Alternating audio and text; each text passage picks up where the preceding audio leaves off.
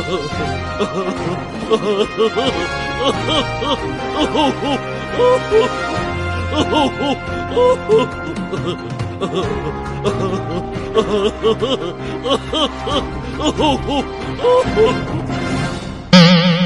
I have to talk after that intro. Okay, show's over. We're done. That was enough. We can't top it. That was our welcome. Hi, it's Rob, obviously. Thank everybody. I want to thank everybody for following the show last year. We did our best numbers. We had some great guests. This is the new year, I guess, I think. It's been a while since we've been on. That explains why I've been sitting here for 3 months. Okay, there. He's been waiting for this for months. He's like Michael Myers waiting. Is anybody coming? He's our own Michael Myers, just waiting, biding his time. Just slip a pizza under the door once in a while. But I suppose this is it's Rob, obviously. I just started calling these our new seasons, and we're making this up as we go along. And this will be on in, 2022? Yeah. Okay.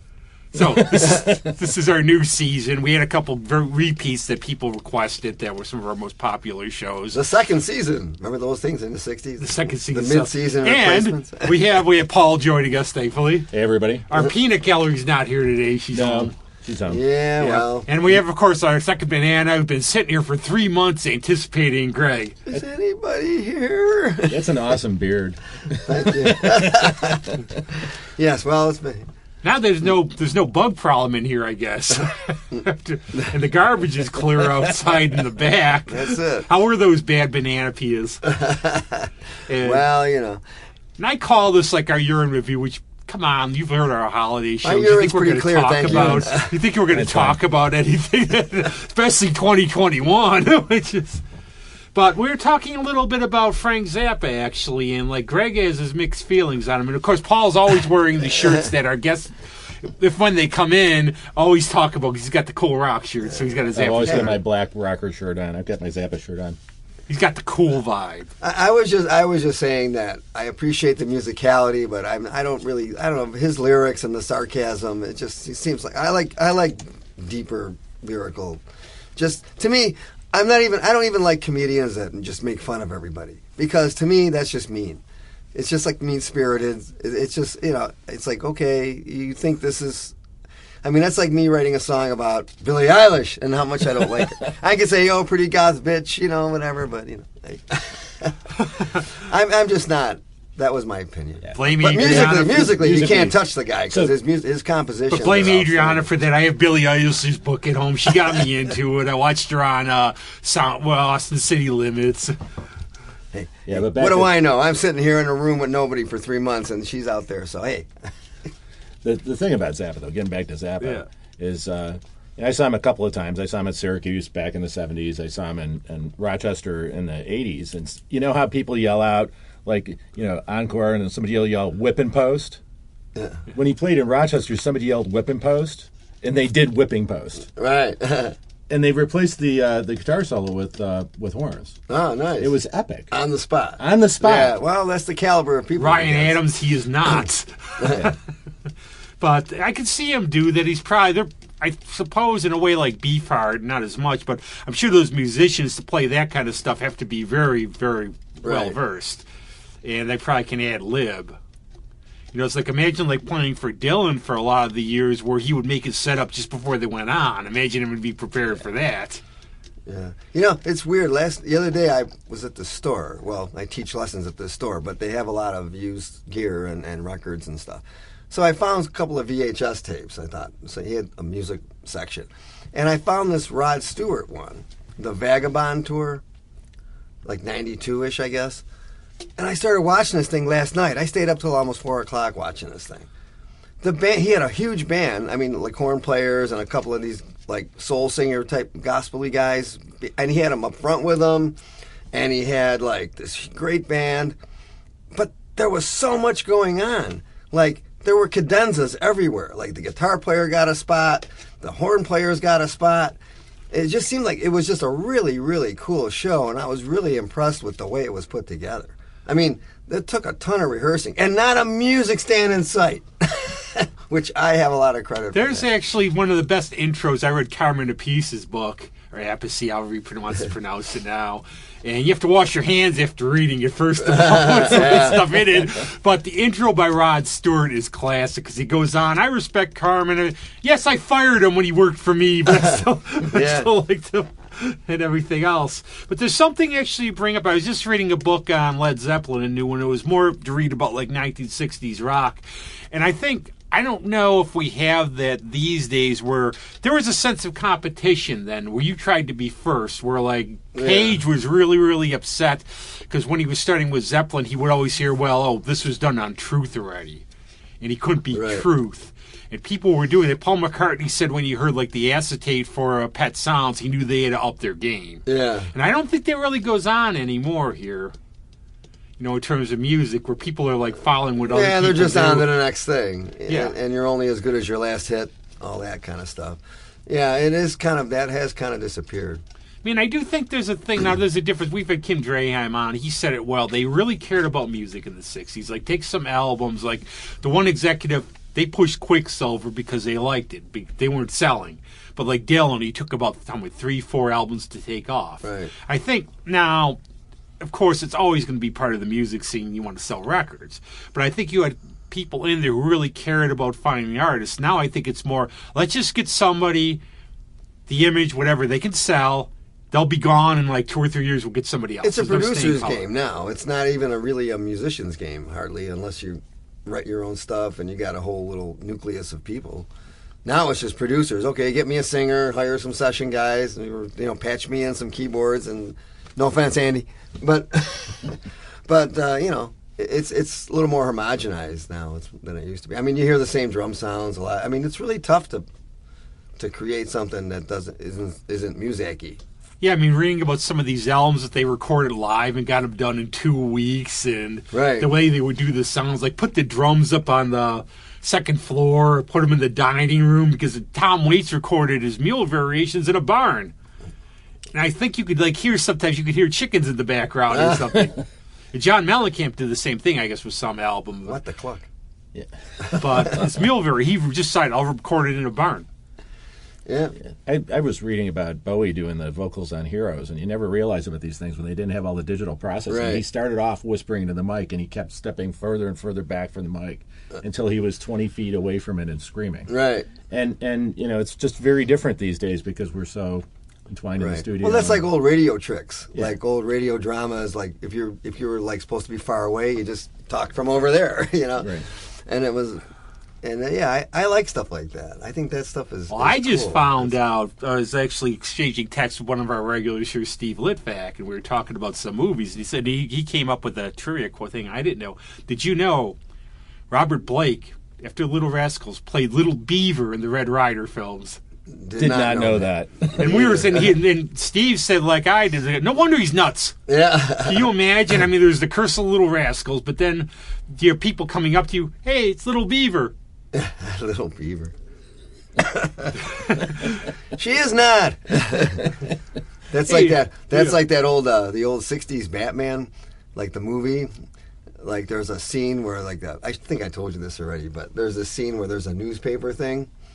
And they kidnap the Catwoman who's playing that Russian reporter, right? They kidnap Miss Kitka. And it's and the thing underneath the main headline says, "Newspaper woman grabbed in brazen snatch," and that's what they have on the. Was you ever watch the old? I was watching a commentary thing, and Adam West could barely get through that. He goes, "I can't believe we got away with that one." Do you ever watch like the old cartoons, like all the real old cartoons, and they would have things in there, some very offensive nowadays, obviously, but it is, it's the time you have to take it like that, But did you ever notice, like, you watch a lot of them, like when you're a kid, the stuff that would go right over your head that your parents are going to see, that are all like innuendos, like a lot of like the flirty stuff, like with Bugs Bunny and everything else. But I think that like the Batman show, there was so many innuendos. But like I remember from the movie, my thing was, Robin, get the bat shark repellent, and they had like all these like killer whale repellents. And then the other one, the bomb explodes. Gee, Batman, the noble porpoise. Yeah, right. But can you imagine how much not fun? Dolphin safe. Yeah. Could you imagine how much fun it is just to write that stuff, though? Because you could just toss it all the kitchen sink of this insanity. That was written by the best writer they had was that, what was his name there? Well, I know William Dozer was the producer. Yeah. But I can't think of the writer. No, Semple. Yeah, Semple. Semple Jr. What the hell was his first name? Anyway, he wrote the best scripts. I mean, he had, to me, hands down the best. Because, like, there was a couple lines that stand out. Like, he said, there was a scene where they're in the commissioner's office and Bruce Wayne and Dick are there. And he says something, well, we're late for the concert. We have to go. Sorry. And then, what's his name? O'Hara's making fun of him. Oh, well, we got to go to the concert. Man. And Gordon says, oh, Bruce is a good man, but not even all his money could buy us another Batman. And it's like perfect because the only reason he can be Batman is because he's rich. Or like the one line where if you read Burt Ward's book, which is, okay, the one line where Batman, we get out of these traps every time. Oh, Is right. it because we're smarter than them? I'd like to think because we're pure of heart. Our hearts are pure. That's real life. Or This the is other real one, life. the classic in the movie when they're climbing the building. Gee, Batman, there's all these weirdos in these strange costumes running around here. How come nobody said anything? So low, filled with rum pots. And they can't trust what they say. Gee, Batman, alcohol's a terrible thing. I used to put that when I worked at bars. I would put that up. I go, yeah, I know. Yeah, well, it was a different time, too, and the social commentary. It's like even when I remember when I was a kid going to the drive-ins, I mean, you're watching all these, like, adult movies, like, Cary Grant. I mean, but they were about adults, Rock Hudson and Doris Day and all that. I mean, they were sex comedies. I mean, but you don't know that when you're 10. You would have, like, the towel or something. But I told the story on Facebook because my dad was a big pipe man. And I remember he used to smoke the one that was like an apple type, but he smoked Captain Black a lot. I'll never forget because the sense memory is gagging me. Yeah. But he smoked like till he was 60. He started developing a cough, so we quit, and went away. Right. But we lived by a corner store. I would be like 10 or so. He would send me over to buy it. Right. And I would have no problem. The only problem was like I started buying beer there then, like when I got a little old. And I always tell him it was like from my mom for like she's making beer better fish fry. And they asked her one time, how was the fish fry? And we won't talk about the rest how that ended up. And I was like, okay, at least they had this Schlitz malt liquor blue. I like that better than red. But it's like, how could you? I like that. It's for Friday for Lent. They sold it to me. But it was could you imagine now? Oh, yeah, you can't. Then we hear later on, like, places got busted because the cops would send in, like, an underage person to buy cigarettes and they nail them. Oh, we got that every month, right? In a way they knew me, but still, could you imagine, that, like, these days? It's like, are you kidding? Well, I at the store I work at, they come every month. And usually it's pretty obvious. It's somebody that doesn't even, you can tell they don't live around the store. And they just kind of look at you with a blank look on their face. And, like one guy actually kind of helped me out. He goes, don't you want to see my ID? And I said, oh, yeah, sure, you got an ID. Because I would have failed. And if you fail, it's bad news. They don't let you fail more than, if you fail twice, you're screwed. You're done. Well, in 2021, so make this sort of an official review, that would happen. Yeah. But we used to have, too, we would have them do that in the bars where they would come down. And I remember, like, there'd always be some idiot at one bar who would serve somebody underage. Right. You usually get the phone call to watch out, and, like, we were really careful. But, if you had this unscrupulous door guy somewhere who wants to let someone in who's underage or something. Well, then you got the evil dram shop law that really screwed everything. Yeah. Well, I don't work in these things anymore. Which blames the bar. For something if something happens, an accident or something. Oldest bar in Syracuse got shut down for that years ago because somebody was driving the wrong way down 81. Oh, wow. That place remained open through the Prohibition, so it was the longest continuously shit. And the guy lost his license because the guy came terrible. in. They refused to serve him, but it was the last place that he was. They tried to take his keys away from him and everything, and they still lost their license. That ain't right. Yeah, it wasn't right at all. It's a strange... You ever read about some of the insane laws that are on the books in various states? Yeah. Like what's illegal. I think like they had the one like about talking on an elevator. But I mean that's okay. But no, Yeah, I'm good. I'm okay with that one. I can get behind that law. I go into a corner. I hate elevators to begin with, but some of these weird laws you find are, I think, like hanging still like call it capital punishment in New Hampshire or something, or like walking on the grass in some states, like the death penalty or something. Or I could get behind that one too. yeah, well, I had the mean old guy when I used to walk my dog, and he comes out. And he's like going, you track down the grass when you walk by with your dog, and that's really interesting because we stay on the sidewalk. It could be the mailman. But every time he would come out and give me the look when I went by, I just like wave. And I go, that's going to be me. I'm going to be like the guy from Up. Crotchety old man. Yeah. So how was everybody's Christmas? Everybody have a good Christmas? We had 3 Christmases. You did? Yeah. So I had a Christmas in Syracuse with the week before Christmas with my side of the family. My sister came in from Wisconsin. It was good to see everybody because after the last couple of years, we were able to get together. Everybody's all boosted and everything, so it was cool. And then we did Christmas, and it was just the 2 of us at home with a duck. Right. We ate the duck. It wasn't wandering around. Oh. And then last Saturday we had my family from Syracuse to our place to see our tree. And it was the Orthodox Wow. Christmas just recently. Busy, I think busy. the 7th this year. I had that one year with the 2 Christmases because I was in the then falling Soviet Union, and they had all the kids went out on the Baltic ice skating. So I had 2 Christmases that year. Some people are still getting postcards from there decades later. What about you, Rob? It was, I told myself I was mentally fatigued after last year with my death and everything else, and I was going to take it quiet. So, of course, everybody wanted to see me. Of course. So I just said, look, I'll stick to limited stuff, one-on-one, and keep it quiet just because of the Ultron virus or whatever floating around. Yeah. And I think we had, like, Alyssa was in town. Adriana and Julie had like one show or whatever, but otherwise I sort of just kept sort of a low profile because of all the insanity and stuff out there. Right. We had a couple things. I had to do Christmas Eve. It was just, personal one, me and my girlfriend and her son. And then Christmas Day, I had to work, unfortunately, at night, but we ended up going to Frank DeBlaze's house, him and his lovely wife, Deb. And we did that dinner there and had a nice time there for a couple hours. There was the one insane one. It was at the Blue Room, and this is my bar days. My friend Colette worked. There was Christmas Eve. I came out. This was like a Damon Runyon thing, because I swear the snow's like gently falling. Every weirdo you can imagine came in. And literally walking out, there was a guy passed out on the bottom of the steps. But it was like all these different characters, and it would have been like a Damon Runyon story taking place. It's like Christmas Eve.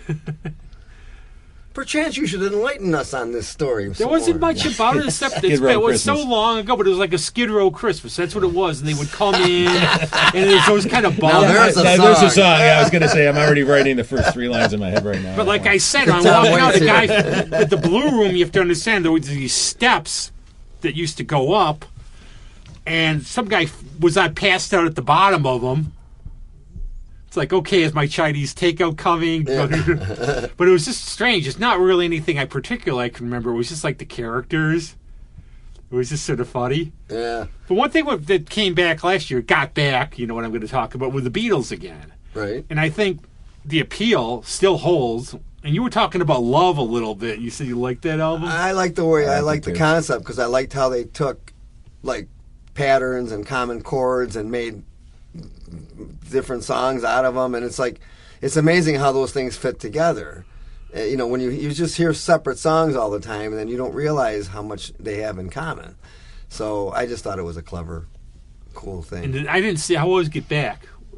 It was very good. I liked the way he started it, because he kind of gave you the background of the '60s stuff, and then they spent about 20 minutes on that, and then they kind of go into the beginnings of the talking. I mean, there's a lot of wasted time when you really look at because you're looking at everything they did. They're sitting around talking, well, here's what you think we should do this. Well, that place might not work. And then, all right, well, I'll see you tomorrow. So they come back the next day, and it's like a soap opera. Like, we used to joke about soap operas, like The Edge of Night and all those old ones. It's like, if you missed it, next day you just realize the guy moved from one side of the room to the other. That's all he did in a half an hour. Nothing happened. So they spent a lot of time, but it's cool because Paul McCartney seemed like he was the most organized because he seemed to have all his songs kind of fleshed out. So he brought Get Back, you start messing around with it. And then Lennon and him, they screw around a lot. Well, you don't mean Paul, voices. though. You mean the guy they replaced him with after he croaked. Oh, after he was killed, yeah. The double. Yeah. So anyway, it's very interesting. And then obviously it ends up with the rooftop thing. But it's the rooftop thing's cool, too, because they show a lot more man in the street stuff. We're going to do one of those when it gets warmer out. We'll do one. The rooftop? Yeah. Here? Yeah. Isn't it a slant roof? Well, I got extra co-hosts, so I wish we could play out on the little the porch thing. you never know. Oh, that'd be cool. Yeah. But one of the things, too, I guess I read a lot about it. I guess Michael Lindsay Hogg, the director, they came out after they broke up, so he wanted to do the narrative of the band falling apart. Right. So you get the really dark, dingy Let It Be. Right. And I think their relationship was more complicated. Obviously, they broke up. But I think they were like a gang, and they were very close. Oh, yeah, so it was lot of good. But when it was bad, it was really bad. There's a lot of goofing around in this thing. I mean, there are scenes where they're playing, and Linda Eastman's sitting there talking to Yoko, and they're just talking. It's not like this huge hatred thing. I don't know. I mean, I just think Hogg probably picked a couple of bad days and just focused the crap out of it. Now, if it would have been like the Stones, they could have just had like 8 hours waiting for Keith Richards. Right. Because they always called it Keith Richards time, where I guess they would lie to him about when, which I should do with some guests for this show. Should lie, like they say, okay, we're going to start like, at 8. and he would show up like 8 hours later. Oh, wait, one eye's open. Okay, we're So almost there. So they would just act like they were all mad that he showed up. Yeah. But I was reading, like I said, I was reading about Led Zeppelin. The thing I was interested in music in the 60s, but by like 1975 or so, Bonham and Page were so whacked that it almost became where it was almost like Plant and Jones had to carry a lot of the music because they were the more straight guys in terms of like substance abuse and everything else, while those two were just falling to pieces. Yeah, you don't realize all that stuff. You think, oh yeah, he drank, but you got to realize the ramifications of you're touring and if you're beat up. Well, I didn't know. I mean, you hear about Moon, but I guess Bonham fell off, like passed out behind the drums a lot of times. I guess one time it's famous where he passed out, and like the famous Who story where Moon passed out and they auditioned drummers. Yeah. I guess Page got Richard Cole, their one guy. He played drums. He said, "Get in there, play. Get in there, play." Wow. And they thought, like early on, like even as early as 1969, about replacing Bonham. They were telling him, "Look, knock," because he was passing out. Right. Said, "Look, like knock it off." Because we have to do a show, which is weird because he was such a family guy. Because I remember I was watching this documentary thing, and they were saying how he was getting to the point where he didn't. What they he wanted say to go home was and be like on the he farm was. and hang They out, said teddy bear and monster, where they said he was like a farmer. Right. But at home when he was sober, he was fine. But when he went on the road and everything, he just missed them so that he would just abuse, go down. Like the night he died, he drank almost like 50 vodkas. Yeah. Well, the thing is now, you'd probably get some substance help or you'd get a counselor. They say, well, man, this guy's getting depressed. There'd be some signs. Back then, nobody cared. No, and he would whine like, I whine, what am I doing here? Then obviously Robert Plant had all his tragedies in the 70s. They're going on there. But, and it seemed like a lot of people will be like, okay, we always want these bands to reunite. If you read the book, it's like, okay, by the time they were done, they were done. Yeah. And I've been talking to my friend Caitlin a lot about the Beatles because she's a big fan. And like, you always do okay, what if they said, okay, guys, we've been under pressure. Let's take some time off, do solo stuff. Yeah. A lot of people have talked about what if they had done that. But then you think, okay, think of like some other bands that have been around forever. You can't think of anything good. Like the last Stones album, I would say, and you could disagree, pass your own. The last Stones album, I think, was really, really good. And I'm not saying they've all been terrible since, but some have been okay. They've been, whatever. Was Some Girls. Yeah. That was like almost 45 years ago. Yeah. Yeah, like I listened to Babylon and I bought Bigger Bang, and I mean, there's nothing really I buy outstanding. I mean, it sounds like the same stuff. They kind of rehash the mid-tempo, they have the fast, and they have, they just kind of have a formula and they just kind of work it. I guess Tattoo You was basically all outtakes and cobbled stuff. Things together. I was reading about that. There was like one guy's in France and he's calling his part in, and next thing, that kind of stuff. It's like, well, they did that just before the tour anyway, so they needed a pre-tour album, right? That's what everybody did back in those days. Yeah. But then they didn't tour like, for now you get bands that just go on tour and don't, because now it's the complete opposite, where before you could go crazy on tour and you made all the money by albums. Now you make nothing by albums, you got to go on tour. Right. Yeah, it's completely changed. You make more on merch than you do on music. Yeah. But it's just like that. But think about like a lot of these bands. And I saw the Who back in 2017. Partly Daltrey, and they had Zach Starkey on drums. Yeah, it was a great show. They were really, really good. Simon Townsend on guitar. Yeah. They were fantastic. really, really good. Except freaking where I parked, I got a nail in my car, my tire, and I go take it to my mechanics when I got home at 1 a.m. Was that the one at Canandaigua? Yeah. Roger Daltrey looks like B. Arthur to me in his later days. And I always think whenever they do Won't Get Fooled Again, you have to imagine when he does the whoa that he got kicked in the balls. Yeah. It adds to the song. And I never realized they don't do encores. They haven't done encores for years. They start with Can't Explain. They go all the way through because I was like, wait a second, where's the encore? Bye. No encores. And of course, Pete Townsend's got a yak. But it was, I guess what happened, my friend's son works at CMAC. I guess it was the second most attended show ever behind Dave Matthews. Wow. Yeah. Huh. Yeah, but they were really good. Packed. They brought it. Yeah. That's the thing. They could still do it as long as you could still do it. But I was impressed. Zach Starkey's a great drummer. The sad part, though, is just hearing Pete Townsend, like, interviews with them, because he'll go on about, people think I'm having fun. I'm a good actor. I'm doing this because people enjoy the music. Yeah, he's got a lot of sour grapes. I've heard some of his stuff. His book, The Age of Anxiety, I stopped midway through because it was too depressing. Wow. So it's like one of those things where, it's just too bad, but, you have your personalities, you do what you want like that. I think with the Beatles, too, though, going back, they were pushed so hard. I mean, you think about their template. Started out, like you said, as a gang, young kids, they got idea, they get, somebody starts to get interested in them, pushes them, gets them here, gets them there, next step. I mean, they're like almost like the typical rock band story.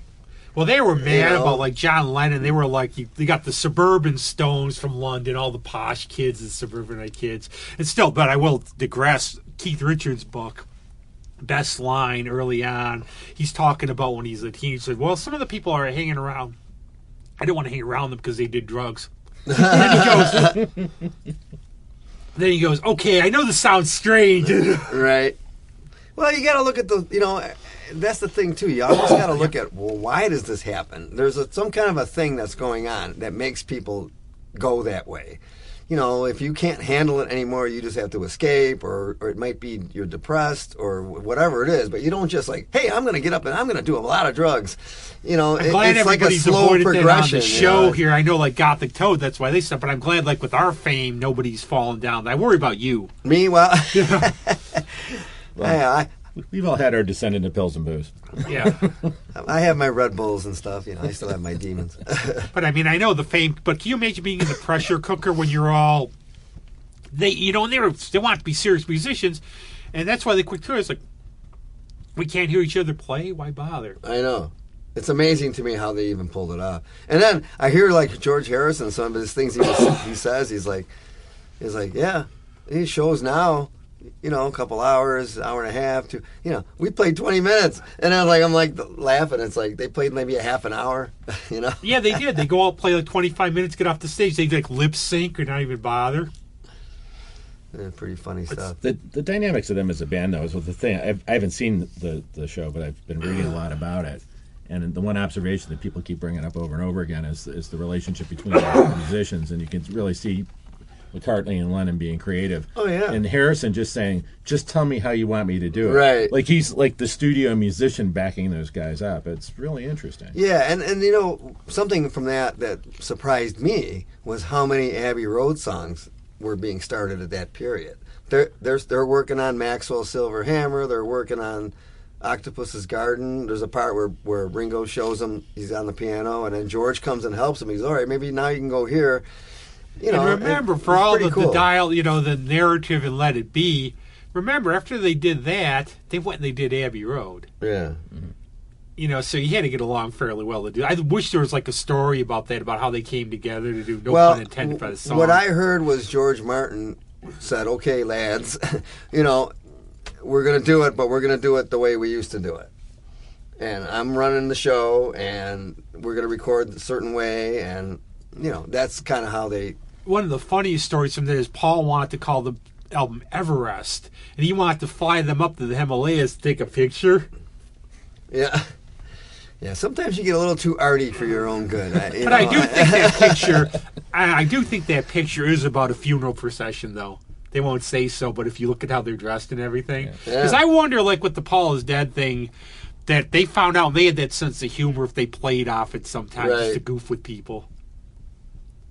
They were very funny. I mean, when you watch this thing, I mean, Lennon and McCartney they're singing in funny voices, and they're just in the middle of a song going into a 50s rock and roll thing, and it's just like their whole way of doing things was just okay. They got to go off to the left a little bit, and then they swirl around. They come back to the center. It's very interesting. It is. Well, listen to some of their Christmas messages, like 1968. It's so psychedelic and weird. The Christmas Mike Murray played it. Oh, I have some of those from the Beatles, BBC. And the thing that I appreciate, I actually read a Ringo bio, and people always make fun of him, but he was like considered the best drummer in Liverpool. And Buddy Rich will roll over in his grave, and I don't take these lists for anything, but they have him right ahead of Buddy Rich as the greatest drummer of all time, which Buddy Rich would love. Right. Well, there's two different schools of thought on that. Chops-wise, no, but technique-wise and concept-wise, you can't beat him. Because... And him and Charlie Watts, because I've played some of these songs. You try to copy those things that those guys do, and you got to learn them. You got to figure it out, and they have weird ways of interpreting fills and different things. Charlie's more of a jazz drummer than a rock drummer when you really listen to him. Yeah. Oh, I've got Watts at Scott's where he does his jazz shows. It's now we're talking all about old music because what's new under the sun like last year? Did anybody get into anything new? Well, I got into something new for me. Because of you, Greg. So I discovered it was Anonymous Willpower. Oh, well, thanks. So new to me. They've been around for years. Yeah. I was shocked to hear that they've been around for years and somehow I missed them. Yeah, I know. Me too. We're working on getting back going here. That's another story. That's Don Anonymous there, Don Blair. He got a COVID thing. Then he had to go to the ER, and then he came home, and then he got a fever, and then he had to go back. Now he's home again. So that screwed us. I literally just talked to Susie yesterday to see I guess he waved and said hi. Yeah. So we've been out of commission for a few weeks, but we'll get back to it. No, I've seen this had to be like around 20. I mean, I met Susie when she played with the Earl Cram Review. Right. And they were playing with the Bad Nuts, and I was actually going to see the Bad Nuts because I knew all of them, and I met her. Was I at that show? I must have been. It was at the hotel, the Hyatt or whatever, the one down with the garage and everything. Yeah, I was there. Yeah. And I remember going to these were the days pre-COVID when I was young and alcoholic, and I remember going to a show at the Bug Jar afterwards. I can't remember what the show was or whatever. I remember that gig, yeah, because. But I remember seeing, and I remember like all the incarnations through the years and everything of it. Well, yeah, I mean, Susie, she told me I've been playing with her for, she said, 18 years or something. Because I was in Earl Cram, I was in Velveteen Fox, and then this iteration. She was in the Cheetah Horse for a while. Yeah, that was an interesting band. Oh, they were, that was like entertaining to say the least. Yeah. Especially if they went out last, like at the Bug Jar. Like Joey, man. Like a crazy drummer, man. She was cool. I liked her. She's funny. Fucking pound, Hey, those drums never did anything to you. I think of some of the Isotopes I think have been around now since 2000. And there's some bands that come in, some new ones, some old ones. But that's more now. I've just focused more on the local music scene for 2021. And I got Jessica Pratt's new album, which I really like. She's this country singer, really good voice. But I just go for what friends recommend a lot of times. I got H.C. McIntyre's because a friend recommended it. But otherwise, like new stuff, well, Billie Eilish, obviously. Shirley, you jest. Actually, never call me Shirley. And I never jest. I really should be, to be fair, I've actually never heard anything by her, so I really should probably, if I listen to it, I might actually like it. But there's just something about, it's like the concept, like I was saying earlier before we went on. It's like just the fact that she didn't pay any dues, and it's like the whole just recording in your bedroom and getting stuff out. I don't know. It's just, I don't understand that kind of way of getting there. I guess because I'm old. But she's giving us a good running joke. I mean, we started doing like this podcast in alleyways like 5 or 6 years ago. Feel like we just go, hey, come in, listen. Right. We made the scenes, we went to all the dives and everything else. Yeah. We build ourselves up. So I get like you have to work, but I think a lot of bands too, that was the way. A lot of bands when they got signed, they had like 5 or 6 years on the club circuit, so they were polished. Now you pull these bands in. Right. From their bedrooms. Yeah. Yeah, I mean that's cool. I mean that's a great way of if you're sheltered and you're a little bit you got a little bit of anxiety about getting out there. I mean, but you're talented. That's a great way to do it. It's like especially now because everybody's computer oriented. So from the minute they're freaking kids. So. But that's different. We had Alyssa on, and she was talking about self-producing, right? Which, yeah. During the epidemic, that's all you could do. Yeah. Right. They had a good article in Rolling Stone about that, like last year. It was a whole thing about. They did a whole thing about people that recording. I mean, just somebody like say Beethoven or Mozart, what they could have done with like a 24-track studio yeah. and all this. Could you imagine having to write everything down? Mm-hmm. But I guess Mozart was like a crazy genius. A lot of them were very eccentric to say the least. But they were inbred, buddy. But he could remember, like in his head, notes. He could just remember a whole thing in his head. Yeah, he was an anomaly for sure. I mean, he was out there. He was a savant, probably. Yeah, but I mean, that's like in terms of like the local scene and everything. We've had a space back because of good old COVID. Yeah. And everything else is not like the old days. I'm starting to say that phrase more. The old days of going. Where are we going tonight? Okay, we'll go here. We'll go here. We'll go now. Now it's like, okay, do I really want to go here? Well, that's why I look at these old concerts when I play anything. Throw something in like. And there's like freaking all these people just jammed in a place, and I'm just like, oh my God, you start thinking about that. Like, we used to do that, It's like I'll remember at the Bug Jar one time. I'll never forget. Somebody coughed right on me. And this was back. Now I'd be just coughed. Just coughed. Oh, I know. I didn't even. Nobody sneezes, and I get weird. I've had beer spilled on me, but I've never had been barfed on. I've seen people barf, but not on me, thankfully. Or anything else, but it's just strange though how to do this nowadays, because before it's like now I'm very limited. I'll go, okay, do I really want to do this? How's it going to be? Then you hope sad for your friends. You go, I hope nobody's there. My fear is that it's kind of changed the landscape for a long time. I think it's going to take a while for people to get back and dip their toe back in the water and all that. I just feel kind of bad about that. But I think a lot of people still want to go out. I mean, like I was at the landing last night, and there was a good bunch of people in there. The mask thing didn't seem to be very serious. So, I think people are getting past it, and I think they just know if who you're with and all that kind of stuff. I mean, there's good things that have come out of it. I mean, the DoorDash stuff, and there's always something. Something good comes out of the chaos. So. I think we have to ad lib. You adapt. I think that's how people are. They adapt. They just go on. Right. It becomes something, because you think of like when we grew up, could you imagine, like I was hoping we had a Jetsons future. Right, I know. You're still waiting for flying cars. Yeah, but you thought like in the future we'd have all this stuff. But could you imagine even like 40 years ago? Well, I wasn't born yet, but you two. Like 40 years ago, could you predict all this stuff? It's like science fiction. It's like all science fiction.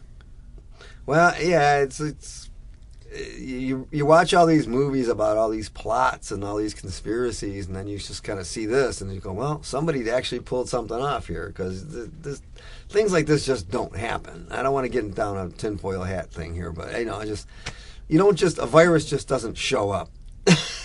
It gets introduced somehow. So, I would wish they would spend more time trying to track down the origin of this thing than screwing around with yelling at us about masks and stuff.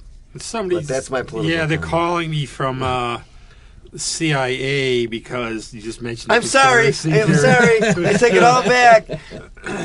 He was just kidding. FBI stands. That's the thing. FBI stands for fib. It's just no. You know what I do all the time? I go wait because history will sort it out. Because like what we believe now, give it like in hindsight.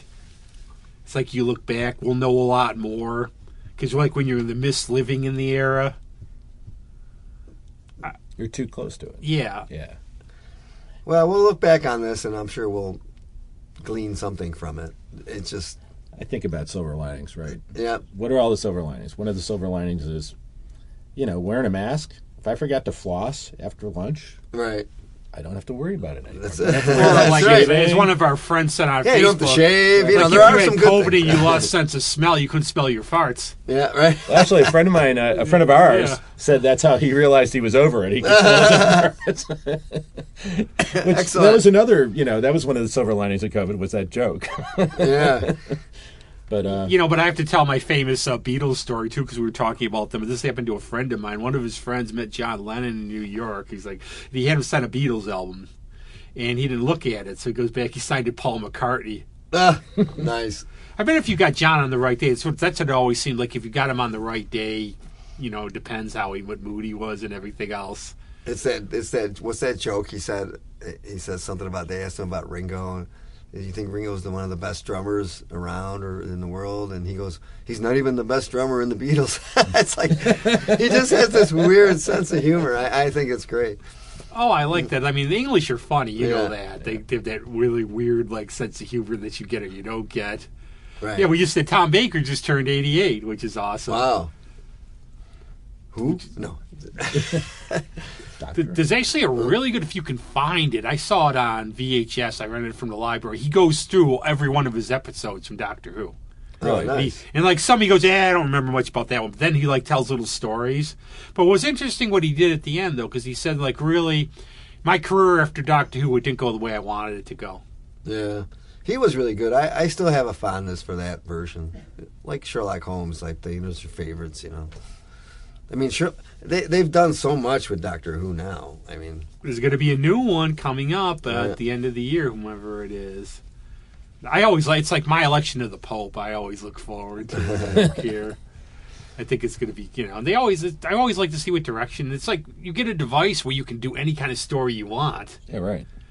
right. With Tom Baker, I think he really made him an alien. He just brought his own eccentric self to it.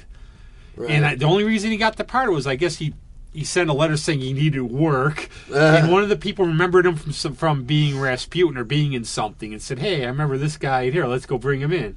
Yeah, well, sometimes those are fortuitous, happenstance. Stuff happens like that. I thought the bravest casting for Doctor Who was Peter Capaldi. Yeah, he was good. Well, it was. I think you had to do the opposite. It's almost like Peter Davison after Tom Baker. Where Peter Davison was perfect because you had this, this guy in charge, a little older, actually youngest Doctor since the other three. He was younger, but he was a very big authority figure. You felt safe. But you had another one who was younger, seemed like less sure of himself. Yeah.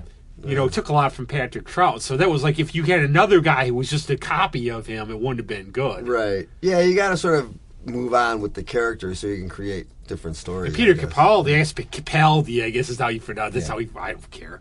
But he was like the complete opposite of Matt Smith in every way. Yeah, I was. Well, he was dark and from the north. Yeah. Oh, I'm Scottish. It's good I can complain about things. I was trolling through YouTube the other day, looking at stuff, and I found this thing on the Avengers, the old show, and I didn't realize that it started out as two guys. It was a radio show. It was Patrick McNee and some other guy, and they had the trench coats, and it was very serious. Yeah, that's where the Beatles song came from. Some other guy. I've seen those. They did. I think they started as a radio show. Oh yeah. And then it went after the. Then I think he had two different guys. 1961. Two different guys as partners, and it was Honor Blackman. Yeah. And then she left to do a Bond movie. Then, Emma Peel there, our dear Diana Rigg, left to do a Bond movie. And Patrick McNee said he just wishes he could have had her come back for another season. But I was rewatching those during COVID. The last season got really getting weirder and weirder. The Tara King ones? Yeah. That weird guy who's making that weird actor who's making all the funny faces on the organ and everything. Yeah. They were starting to get with Diana Rigg, but then when they had Mother there and stuff, I think you get to a point where sometimes it's good to end it. Right. Which we've never learned a lesson to on this show. But I never knew a lot of these things, and I guess you don't realize. It seems weird though, to do one movie, you got to leave a show. But I guess it was just time constraints, But I don't think that worked out for either one of them. They have a Honor different Blackman mentality too, because think about how many people now, for Doctor Who, you're in this series you're literally in England, you're known everywhere in Europe, but their own choice, except for Colin Baker. It was their own choice to leave. Right. And Sylvester McCoy, who was technically the doctor, but he just decided, okay, it's been too long. I don't want to keep doing it. And Paul McGann, I think, would have been great if they gave him the chance. Just watch the Night of the Doctor sometime. It's 6 minutes, but he basically, you look at him and go, oh, why couldn't he have been the doctor? He's done a lot of audio ones. But all of them, like, they chose to leave. You know, think about being on, like, a famous show here. He's stuck for 20 years. You don't leave. Right. Yeah. Supergirl, 6 seasons. Out. Last season was good, though. I'll give it that. Yeah. I didn't like the 5th season. The last season was good, though. That show was started to get pretty complicated. I mean, that and The Flash, all the techie talk, it's like you're sitting there going, what? You know? Legends of Tomorrow is just out in space this season. I don't know. Well, Bebo had his Christmas special, at least. You know, when he was mistaken as a Viking god of war, but you have no idea. I have no idea what you're talking about. Well, Legends, I've only watched the first couple seasons of Legends, so I'm not. And plus, now Sarah's dead, just like Ava's dead, Oh, but okay. she's like a computer hologram something. Wow. I didn't do anything before the show. I'm gonna have to go back and watch the newer stuff. But I mean, I've been trying to keep watch up list on now. The CW stuff is actually pretty good. I started to watch Swamp Thing. It was pretty interesting. Yeah, I like Nancy Drew. That's actually, it's like sort of wants to be Buffy. Yeah. It's fairly decent. But we're really talking about 2021 here, so as we go as usual, it's welcome to the Carnival holiday specials and everything else. But I'm glad, too. I mean, you know, you're aboard, you've been aboard, and I'm glad you like doing this and you're aboard. Yeah, we love having you here. It's a lot of fun. You know, we'll bring you in like when we have like, you know, the guy who eats a lot of hot dogs or something so you can comment or one of those things. You know, I think about how, like, being a YouTube sensation, like, before, like, what did you have to do? Basically nothing, get hit in the balls by a skateboard or something. Yeah, right. Or the dog that got saved by the sausages? That's news. Did you see that? I did not see that. There was, I forgot where it was. They put a sausage on a drone to lure this lost dog. It was out in the field. It was on an island. Or he was going to get in the water if they didn't get him off to wherever he was.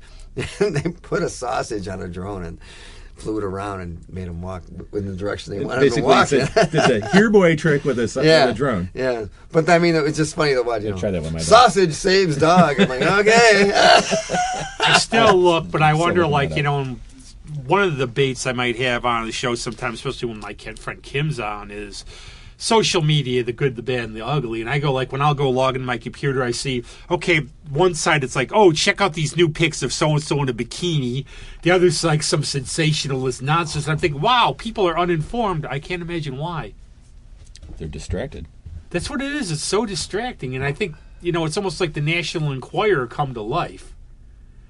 You know, and it's just... Well, if I still have something. It's the National Enquirer, and it just doesn't... It doesn't end. Yeah. It's an endless stream of the National Enquirer. And I think these days people, like, it's amazing if you go back, you know, and I worked in D.C., and it was no way like this madness when we were there, when I was there.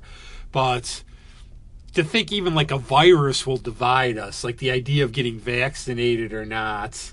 I don't remember when I was a kid, like for polio or any of this other stuff. I know that I hated needles, but I never heard people stopping going, don't get that smallpox. Well, yeah, right. People used to just line up for the sugar cube back in the polio days, and I still remember. I had like it was liquid and it tasted like butterscotch.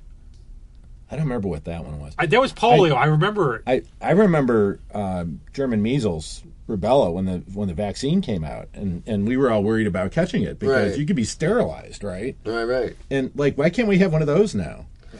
Yeah, I don't know why. You know, there were never like you didn't have the camps of non-believers, and it's like, you know, I said something the other day, and somebody agreed with me, which is amazing. But I said, you know, really, this country has really not been actually together since World War II, as far as, you know. Like World War II, it seemed like everything came together. The government, you know, maybe the only rationing, under our greatest president, Hollywood, everybody was on the same page. Yeah. And now it's like everything's splintered off. Maybe only our greatest president in history, Nixon. I think that was when we were together because everybody united under Tricky Dick. Then the Illuminati framed him because he tried to save John Kennedy from getting assassinated. There you go. I didn't read that book either. I've actually read, there's a conspiracy, Jesse Ventura, Jesse the Body Politic? that Nixon found out there was a plot and he came to Texas to try to save Kennedy and they stopped him at the airport. Could be. You never know. You never know. I wasn't there. Well, he was too busy faking the moon landing with Kubrick. I know. But yeah, we were all like, it was like that thing in some ways good, some ways bad, but it was always like, okay, we're Americans no matter what. We're all together right. overall. Now it's like, we are what we are or whatever. I mean, I'm sure we got sold a little bit of a bill of goods because no war is good. You know, I mean, Paul Fussell's written some great stuff about World War II, and it's not pleasant, but, you know. Right. But, you know, all the newsreels. I mean, think about the propaganda that really was out there. I mean, It's all propaganda. It doesn't have to be communist. It was our propaganda. I mean, we had big actors going in there doing training films and all that kind of stuff. So how many of them volunteered to go fight? How many of them got, like, medals in it, like Clark Gable or Jimmy Stewart especially? Yeah. But, you know, you're raising a good point, Greg, because it's like we've always been influenced by media, right? Since media's been around. You know, whether it was yellow journalism in the 19th century or whether it was, you know, propaganda films during the Second World War. And now it's just social media, right? Right. I think the social term media was... and then I think the term yellow journalism started during the Spanish-American War. Yeah. Pretty sure. Yeah. Could be, yeah. Jeez, how did I come up with this stuff? Yeah, it is social media, and it's like we believe what we want to be, and we get into a bubble where you can find any dumb theory you want about anything online. Have you heard about birds aren't real? Well, I found the one where the COVID's from Mars or somewhere. I found that online. I haven't. That's news to me. Birds aren't real has been around for a while. It was a guy that started a conspiracy theory that birds haven't been real since about the 1990s, that they've been replaced. They're actually drones, government drones to spy on you. And he started it off. They were at an anti-Trump rally in Washington, and they saw the counter protesters and everything, and he just on a sign with a Sharpie just wrote "Birds aren't real," and he started this improv, and he's got a following. And now he had to come out, and he's been in character for like the last 8 years, and he had to come out and say that, hey, I had to say that birds aren't real is just a satire because people are starting to believe it. Life of Brian. Remember Life of Brian? Totally. Yeah, I have this shoe. Totally Life of Brian. That movie, like when I was a kid, I liked Holy Grail better, but then when you get older and you really appreciate it. That's worth watching. And the only reason it was made was because George Harrison wanted to see it. That was all. Yeah. Can you imagine being like that? Like having okay, I want this private concert here. Well, he funded a lot of the Monty Python, right? Yeah. He funded he saw the script. They couldn't get it made because it was somewhat controversial. Yeah. And he just formed Handmade Films to get it made. Why? Because he wanted to see it. Right. Well, that's what it takes. Wouldn't that be cool though? I have some interesting newspaper headlines. Oh, go on. Okay. Homicide victims rarely talk to police. Let's see. What else? Miracle cure kills fifth patient. Bridges help people cross rivers. City unsure why the sewer smells. I missed that's a head scratcher. 17 remain dead in morgue shooting spree. Anyway, I think some of those are pretty funny. So as always, we blew by like an hour already. That's right. And it's amazing how we can do this for that's why you were in here for 3 months just for record. We have all these tapes held back. Time just flies. It's like I Prince. collected all these things to talk about. I guess like Peter Gabriel has got like thousands of songs he just hasn't released. Oh, really? Yeah. Oh, I still love like Tony Levin, the one story he tells where he's like Peter Gabriel calls him up. It's like, oh, I have a small gig. Can you come just play? And Tony's, I'm sort of busy. It's so small. It was when he was playing at the Olympics for 4 billion people viewers. Oh, wow. He's coming here, Tony Levin. He's going to be doing a meet and greet thing on Gibb Street or something. He's one of like the nicest guys. I've met him numerous times. He's like one of the nicest. I might go. It's only like $20. He went to. He came up here. I'll tell you in a minute. Okay. What? He came up here. This was years ago. He played at a church in Penfield at a benefit. And I got to tell him the one Peter Gabriel story I know, which was great because I like to do. But no matter what, he drove up here himself. Lives around Woodstock, I think, at the time. Yep. It was January. I was scared of getting home. He just drove up, played, did it. He'll meet you. He'll do like I love the one last time I met him. I showed him the book, the Notes from a Bass Clef, his book, and he looks to me. He goes, "Wow, I don't see these much. Man, these are." He signs it and he goes, "Here, now you can get more for it." But he's just such a. I can't say enough great things about him. I told him, like, you're like between like Jaco Pastorius. He goes, "Don't talk to me about Jaco Pastorius. He's so much better than I am." That's like a true artist, how they're humble. Yeah. But he's like one of the nicest guys I've ever met. I can't say enough about him. I've enjoyed seeing them play out on the King Crimson tours. It's been enjoyable. So the last what was it, 2017 when they did the Beacon in New York, and then we just saw them this summer. That was one of the highlights of 2021. Oh, actually, when we call those any words on 2021, because of course we haven't talked about it at all. It was better than 20. It was better than 20. Yes, it was like a little bit coming out of the darkness, the light at the end of the tunnel. Things seemed like a little less. I mean, somehow the show we had to shut down. We had to shut down. Nice. We started our Zooms, which opens another for so many people who don't live around here. Yeah, and we have some really good ones coming up. But the other thing is, our friend Vicky Rummler, she'll be on from Paris. But we started that. We had to close the show down at the studio for a while, obviously because of the Mayor McCheese Ultron variant or whatever out, but we've played it safer, obviously, and we've done that stuff. But I've got to work with some very good young artists who I'm really happy, and I love seeing the music scene, like with Adriana, Julia, the Archive Ravens. The scene is in really good hands. Yeah, things are picking up. I mean, I think a lot of people are just saying, all right, enough's enough here. We're going to, everybody's just going to play it safe, but we're still going to try and watching with these talents where I look like the pet poodle in the room in this thing when they're working. Yeah. It's like, oh, that was good. Or like, I bet you can't name this band because you're young. Ha ha. Yeah, you've got your own. Really useful. Hey 19. And I like that everybody seems to really enjoy being on here, listening to it and everything. Who would have thought that? But like for me, also I croaked last year, and I think that you've heard the story. I had to tell it the one time that you really appreciate how many people, how they reach out to you, but you like you put things in perspective. You think of what support. You try to be positive. Right. Really move around. I can't even think of the word because it's like I still can't amaze that you don't smell as bad as you should for 3 months. Like being in here makes you recalibrate your values. We'll have appreciate to do highlights. things. We have to do security camera highlights. That's why I'm a sap about telling people I appreciate them. Look where he's pissing.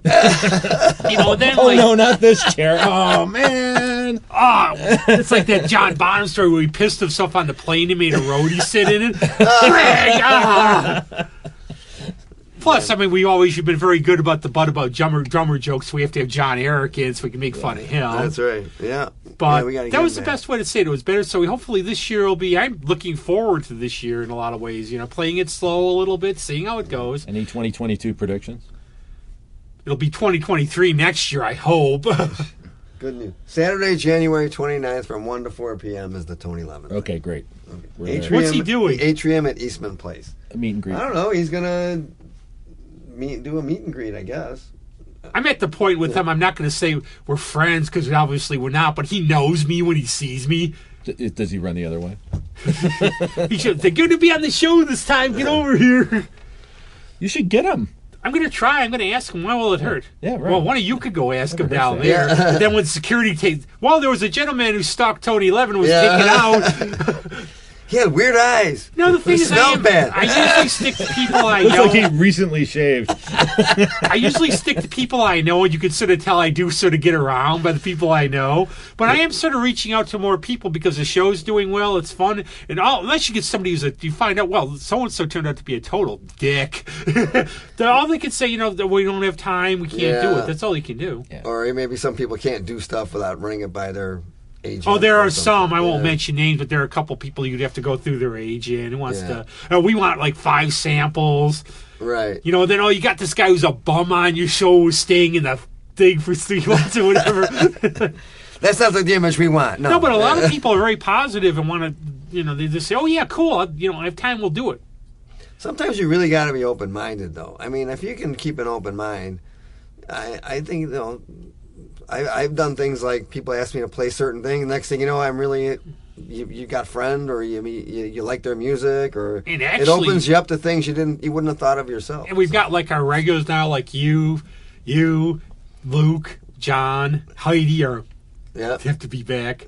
Everybody else, but also we're going to have surprise coming up. We're going to have actually somebody who's an actor and a comedian from L.A. Oh, sweet. So we won't just be talking about music all the time. I know Carnival of Randomness is like, which musician this week? Yeah. But any predictions from you since you said that? I predict that this will all be back to normal by April. That's my prediction. I'm going out on a limb on I'm this one. hoping so. I'm thinking that it's going to be a good spring and a good summer, and we're kind of on the tail end of it. We're going to go big on this one. I'm going big, yeah. I was just going to predict it'd be like a new brand of Doritos or something. I was happy when Kathy Hochul became governor, but now I'm not so sure. Really? Well, that's what we tried. I think we're stuck with her for a while. Yeah. We try to after reading the article because who about her wants to hear test. that stuff? But you know what? I got to the point with politicians was like, I'm going to do what I can do. I'm not going to, bang my head against the wall, because otherwise, if you start worrying about every crazy thing you have no control of, yeah, you're yelling into the void, man. It's not worth it. But that was cool. This was good ad lib as usual. Yeah, well, because we have to do the intro shows, and of course we're not going to run it first. We're going to run Vicky's show first because people don't want to hear that one. This one. But we got a lot of fun stuff to come up. But we're going to play.